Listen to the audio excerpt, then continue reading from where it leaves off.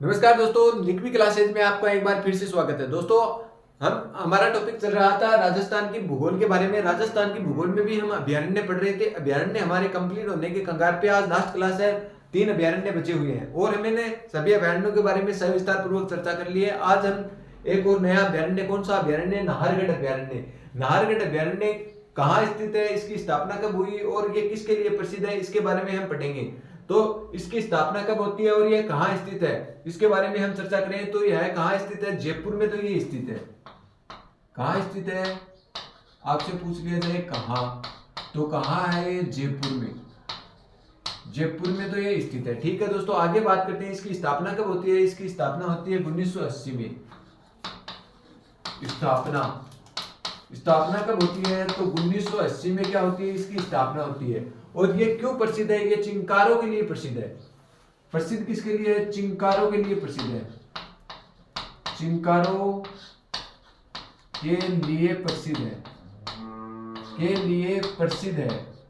तो आपसे पूछ लिया जाए कि नाहरगढ़ अभ्यारण्य क्यों प्रसिद्ध है, तो चिंकारों के लिए प्रसिद्ध है। यहाँ देश का दूसरा व राज्य का प्रथम जैविक उद्यान घोषित किया गया। तो लिखो दोस्तों, यह देश का दूसरा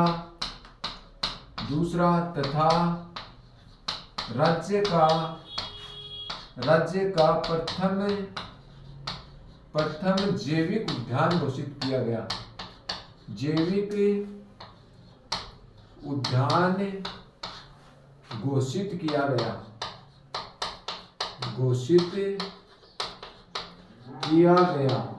और कब किया गया? ये 2007 में। आपसे पूछ लिया जाए कि इसे जैविक उद्यान कब घोषित किया गया, तो 2007 में इसे जैविक उद्यान घोषित किया गया। ठीक है दोस्तों, और आगे हम चर्चा करते हैं कि यहाँ भारत की तीसरी बियर रेस्क्यू सेंटर की स्थापना की गई। यहाँ भारत का तीसरा बियर रेस्क्यू सेंटर, कौन सा? बियर रेस्क्यू सेंटर की स्थापना आपसे पूछ ली जाए तो कहां की गई? रेस्क्यू सेंटर की स्थापना कहां की गई? तो नाहरगढ़ अभ्यारण्य में सेंटर की स्थापना की। तो तीसरे रेस्क्यू सेंटर की स्थापना कहाँ की गई? बियर रेस्क्यू सेंटर की स्थापना नाहरगढ़ अभ्यारण्य। नाहरगढ़ अभ्यारण्य कहाँ स्थित है? तो जयपुर में स्थित है। ठीक है दोस्तों, आगे बात करते हैं। यह अभ्यारण्य विज्ञान को समर्पित अभ्यारण्य है। यह अभ्यारण्य लिखो दोस्तों, यह अभ्यारण्य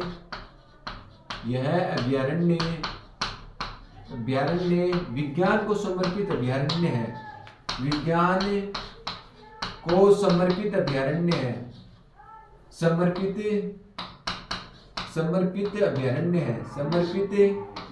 अभ्यारण्य है। अभ्यारण्य है। ठीक है दोस्तों, आगे बात करते हैं। यहाँ लोयन व एलिफेंट की सफारी के लिए प्रारंभ की गई। यहाँ लिखो दोस्तों, यहाँ लोयन व एलिफेंट की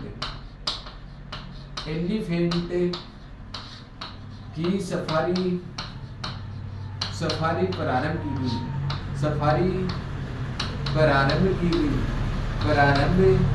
की गई। तो आपसे पूछ लिया जाए लोयन व एलिफेंट की सफारी किस पार्क में या किस उद्यान अभ्यारण्य में स्टार्ट की गई? तो नाहरगढ़ अभ्यारण्य में स्टार्ट की गई। तो अभी हमने क्या पढ़ा है, वापस से एक बार इसको रिवाइज करते हैं कि नाहरगढ़ अभ्यारण्य कहाँ स्थित है। आपसे पूछ लिया जाए तो जयपुर में स्थित है। यहीं पे नाहरगढ़ दुर्ग भी स्थित है, जो 9 रानियों के लिए एक जैसे 9 महल बनाए गए थे नाहरगढ़ दुर्ग में। ठीक है दोस्तों, नाहरगढ़ कहाँ है? जयपुर में है। इसकी स्थापना कब होती है? 1980 को होती है। प्रसिद्ध क्यों है? चिंकारों के लिए प्रसिद्ध है। यह जयपुर का क्या है? सुबनकर भी माना जाता है। ठीक है दोस्तों, आगे बात करते हैं। यहाँ देश का दूसरा और राज्य का प्रथम जैविक उद्यान घोषित किया गया है। ये क्वेश्चन आपके लिए मोस्ट हो सकता है कि राज्य का प्रथम जैविक उद्यान कौन सा है? तो नाहरगढ़ अभ्यारण्य राज्य का प्रथम जैविक उद्यान के रूप में इसे घोषित किया गया है। ठीक है दोस्तों, आगे बात करते हैं। यहाँ भारत का तीसरा बियर रेस्क्यू सेंटर स्थापित किया गया है। यह भी क्वेश्चन मोस्ट हो सकता है। भारत का तीसरा बियर रेस्क्यू सेंटर कहाँ स्थापित किया गया है? तो नाहरगढ़ अभयारण्य में स्थापित किया गया है। ठीक है दोस्तों, आगे बात करते हैं। यह विज्ञान को समर्पित महाद्वीप है। यह विज्ञान को समर्पित अभयारण्य है। सॉरी दोस्तों, महाद्वीप निकल गया। विज्ञान को समर्पित अभयारण्य आपसे पूछ लिया जाए तो कौन सा है? नाहरगढ़ अभयारण्य है। आगे बात करते हैं, यहाँ लो एंड वाई एलिफेंट की सफारी के लिए यह अभयारण्य प्रसिद्ध है। ठीक है दोस्तों, एक बार आप इसका स्क्रीनशॉट लें, फिर हम आगे तालछापर अभयारण्य के बारे में और पढ़ते हैं। दोस्तों आगे बात करते हैं तालछापर अभयारण्य। तालछापर अभयारण्य है कहां पर स्थित? आपसे पूछ लिया जाए तो कहां स्थित है? कहां है आपसे पूछा जाए तो चूरू में स्थित है। चूरू में तो ये स्थित है। आपसे पूछ ली जाए तालछापर अभयारण्य की स्थापना कब हुई, तो स्थापना कब होती है इसकी? 1962 में इसकी स्थापना होती है। स्थापना कब होती है? तो 1962 में क्या होती है? इसकी स्थापना होती है। यह राज्य का तीसरा सबसे छोटा अभयारण्य है। देखो दोस्तों, यह राज्य का तीसरा सबसे छोटा अभयारण्य, तीसरा सबसे छोटा अभयारण्य है। तो आपसे पूछ लिया जाए राज्य का तीसरा सबसे छोटा अभयारण्य कौन सा है, तो तालछापर अभयारण्य है। और ये किसके लिए प्रसिद्ध है? तो काले हिरण व कृष्णमृग के लिए प्रसिद्ध है। तो लिखो दोस्तों, यह अभयारण्य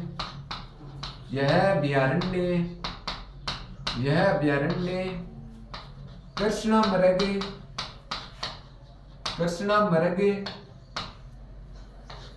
व काले हिरणों के लिए प्रसिद्ध है। वह काले हिरणों के लिए प्रसिद्ध है। हिरणों के लिए प्रसिद्ध है। इस अभयारण्य में मोतिया घास पाई जाती है। कौन सी घास पाई जाती है? इस अभयारण्य में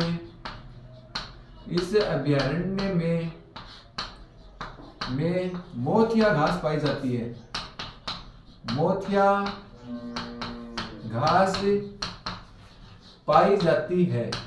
तो आपसे पूछ लिया जाए मोतिया घास किस अभयारण्य में पाई जाती है, तो तालछापर अभयारण्य में सर्वाधिक मोतिया घास पाई जाती है। और यह काले हिरण सर्वाधिक पसंद करते हैं।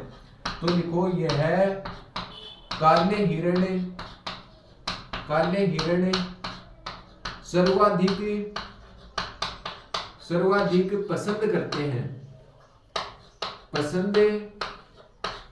करते हैं। खाने के लिए काले हिरण कौन सी घास को सर्वाधिक पसंद करते हैं, तो आपसे पूछ लिया जाए मोतिया घास को सर्वाधिक पसंद करते हैं। ठीक है दोस्तों, आगे बात करते हैं इसका वैज्ञानिक नाम क्या है। तो मोतिया घास का वैज्ञानिक नाम है मोथिया स्प्राइस, वैज्ञानिक नाम है। ठीक है दोस्तों, और ये अभयारण्य किसके लिए प्रसिद्ध है, तो यह अभयारण्य कुरंजा पक्षी के लिए प्रसिद्ध है। यह अभयारण्य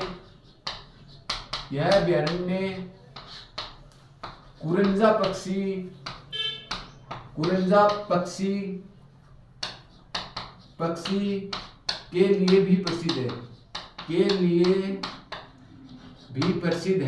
के लिए भी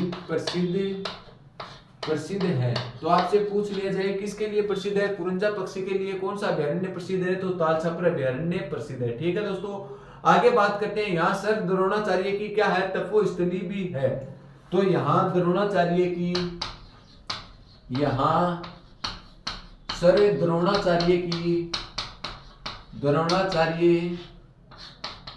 की तपोस्थली स्थित है। तपोस्थली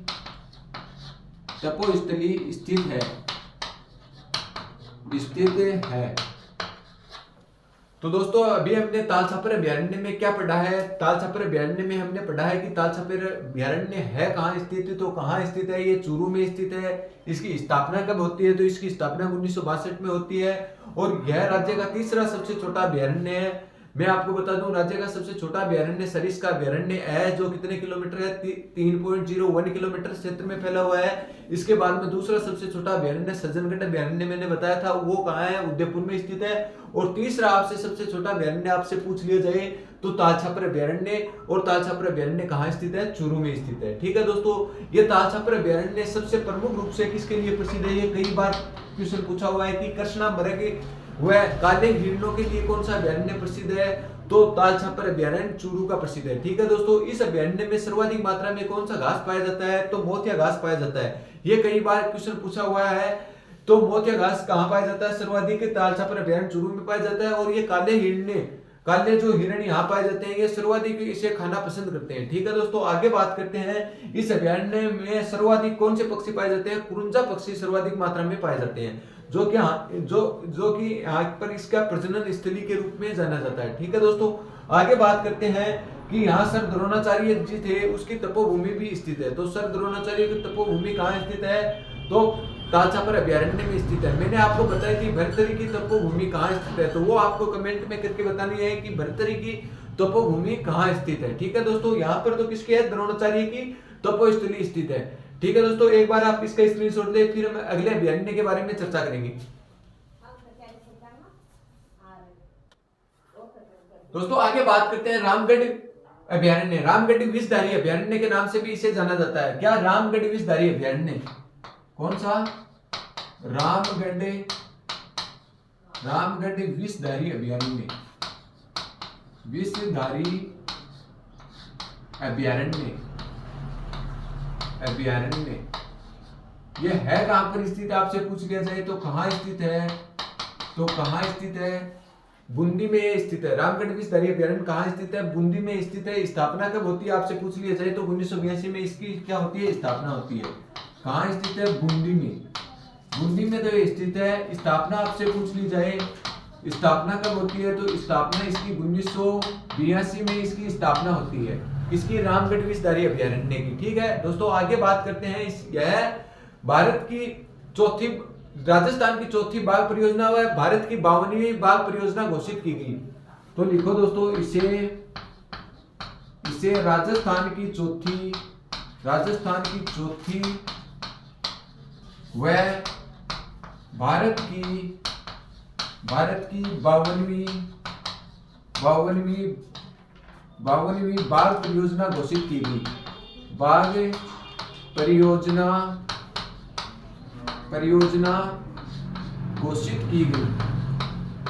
घोषित की गई।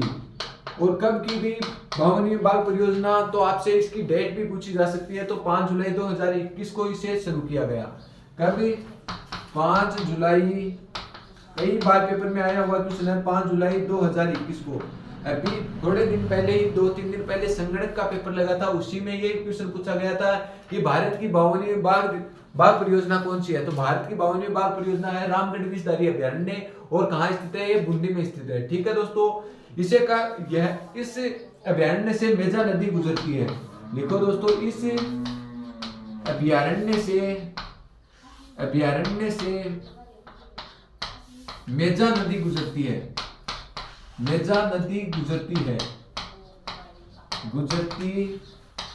इसी मेजा नदी पर कौन सा बांध स्थित है? मोरेल बांध स्थित है।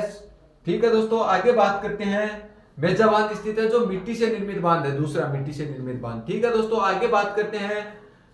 इसके क्या कहा जाता है? रणथंभौर का जच्चा भी कहा जाता है। इस अभयारण्य को बाघों की संख्या अधिक होने के कारण रणथंभौर का जच्चा कहा जाता है। इस अभयारण्य में बाघ होने के कारण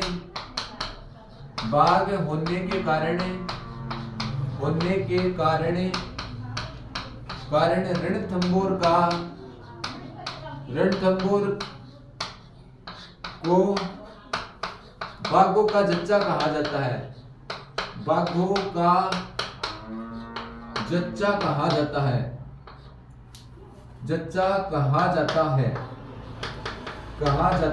ठीक है दोस्तों, आपको पूछ लिया जाए बाघों का जच्चा किसे, रणथंभौर के बाघों का जच्चा किसे कहा जाता है? तो रामगढ़ विषधारी अभयारण्य को कहा जाता है। ठीक है दोस्तों, आगे बात करते हैं। यह अभयारण्य किसके लिए प्रसिद्ध है? तो जंगली मुर्गे, जंगली कुत्ते, चंदन के पेड़ व केसर के पेड़ के लिए प्रसिद्ध है। ठीक है, केसर कैरी के लिए प्रसिद्ध है। तो यह जंगली मुर्गे तथा जंगली कुत्ते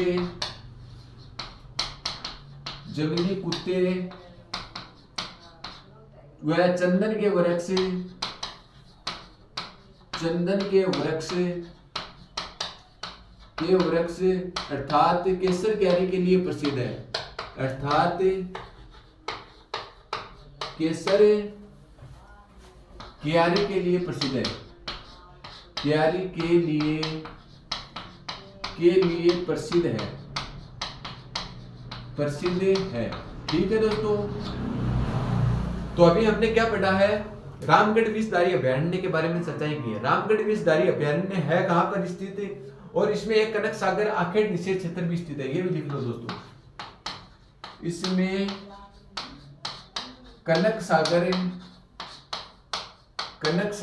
आखेट निषेध क्षेत्र स्थित है, आखेट निषेध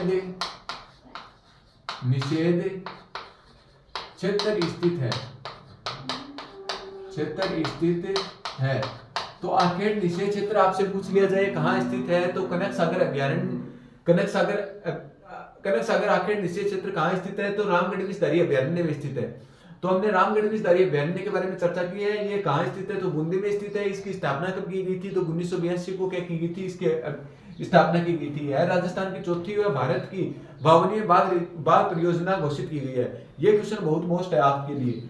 राजस्थान की चौथी व भारत की 52वीं बाघ परियोजना, राजस्थान की पहली बाघ परियोजना रणथंभौर, दूसरी बाघ परियोजना कौन सी थी, सरिस्का अभयारण्य, तीसरी बाघ परियोजना थी मुकुंदरा हिल्स कोटा वाली, और चौथी बाघ परियोजना कौन सी है, रामगढ़ विषधारी अभयारण्य वाली है। ठीक है, इसे भारत के संदर्भ में पूछ लिया जाए तो भारत के संदर्भ में 52वीं बाघ परियोजना घोषित की गई। कब घोषित की गई, 5 जुलाई 2021 को की गई थी। ठीक है दोस्तों, आगे बात करते हैं इस अभयारण्य में कौन सी नदी गुजरती है, तो मेजा नदी इस अभयारण्य से होकर गुजरती है। और इस अभयारण्य में बाघों की संख्या अधिक होने के कारण रणथंभौर का जच्चा किसे कहा जाता है, रामगढ़ विषधारी अभयारण्य को कहा जाता है। ठीक है दोस्तों, ये अभयारण्य किसके लिए प्रसिद्ध है, तो जंगली मुर्गे व जंगली कुत्तों के लिए। यहाँ पर वृक्ष आपसे पूछ लिया जाए तो चंदन के वृक्ष सर्वाधिक पाए जाते हैं, और केसर क्यारी के लिए यह अभयारण्य प्रसिद्ध है। कौन सा, रामगढ़ विषधारी अभयारण्य। और रामगढ़ विषधारी अभयारण्य में एक आखेट निषेध क्षेत्र है, उसका क्या नाम है, कनक सागर आखेट निषेध क्षेत्र, जो कहां पर स्थित है, 12 में रामगढ़ विषधारी अभयारण्य में स्थित है। ठीक है दोस्तों, तो दोस्तों आज का और हमारा अभयारण्य का जो टॉपिक था वो कंप्लीट हो गया है पूरा। अब आगे हम और नए टॉपिकों के बारे में चर्चा करेंगे। तो आपको कौन सा टॉपिक पढ़ना है उसके बारे में आप कमेंट करके हमें बताएं, और यदि आप चैनल पे नए हो तो ज्यादा से ज्यादा लोगों को शेयर भी कीजिए, और आप भी इसे सब्सक्राइब करके रखें ताकि आगे आने वाली भर्तियों के नोटिफिकेशन व इन कक्षाओं के नोटिफिकेशन आप तक जल्द से जल्द पहुंच सके। दोस्तों आज के लिए इतना ही, धन्यवाद।